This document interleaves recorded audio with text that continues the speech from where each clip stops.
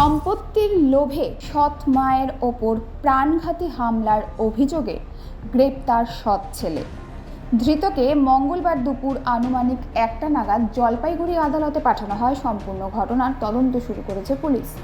জানা গিয়েছে, ধৃতের নাম গোপাল পাল। ধৃত আশিগড় অন্তর্গত এলাকার বাসিন্দা।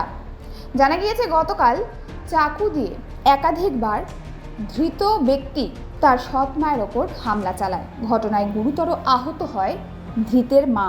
এরপর ঘটনার খবর পেয়ে ঘটনাস্থলে পৌঁছায় আশিঘর ফাঁড়ির পুলিশ এবং ঘটনাস্থল থেকে গোপাল পালকে গ্রেফতার করে পুলিশ। তবে সম্পূর্ণ ঘটনা ভিত্তিহীন বলে দাবি ধৃত গোপাল পালের। তার দাবি, তাকে ফাঁসানো হয়েছে। দুটা ছেলে মারছে, আমাকে ফাঁসানো হচ্ছে, আমার ছোট মা আমাকে ফাঁসাচ্ছে। বলতে পারবো দুইটা ছেলে বলছে